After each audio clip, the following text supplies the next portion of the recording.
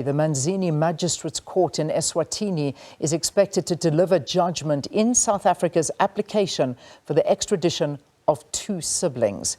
Siyabonga and Malusi Ndimande are wanted in South Africa for the murder of Kiernan AKA Forbes and his friend Tebello TIBZ Motsoane. During their previous appearance, the siblings told the court through their lawyer that their lives could be at risk if they were extradited. Now we cross to SABC News reporter Nhlanhla Jele for what is expected today. So Nhlanhla, it's been a long journey and we expect that judgment to be handed down today. Talk to us about what's expected. Good morning to you, Leanne, and to the viewers at home. Indeed, today we are expecting the judgment from Magistrate Khumalo. One could easily say today's court appearance is one that everybody has been eagerly awaiting, since this court case started sometime in March. Remember, the boys were arrested in February this year. So since it started, we've seen this matter being postponed, Leanne, several times. Obviously, the first few times it was postponed was because there was no formal application from the National Director of Public Prosecutions in South Africa, and as soon as that application came to Eswatini, we saw postponement after postponement still on the same matter. Then we saw another postponement, or a couple of postponements, Leanne, from the defense, saying they want to be furnished with particulars of what is contained in the docket that is going to be used to charge the two brothers when they get to South Africa. So obviously that matter, eventually they abandoned that application of wanting the further particulars. If you remember correctly, we've been saying that the further particulars is what is contained in the docket. The docket,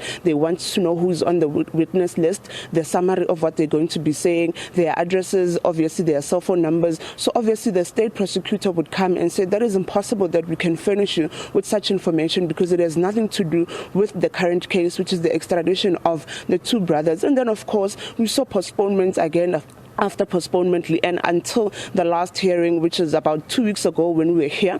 The defense obviously tried again to push for another postponement on the matter, saying they want oral representation to come and speak to the safety of the two brothers. As you mentioned earlier, they did say through their defense lawyer that they fear for their lives, saying that at least 12 members of their family have been killed in KZN due to taxi violence. They say that their mother's life has been threatened. They also allege that police in KZN are working together with the rival taxi association, against them. So those were some of the things we heard. However, Magistrate Khumalo said we are not going to have another postponement. In fact, the formal extradition application will start immediately.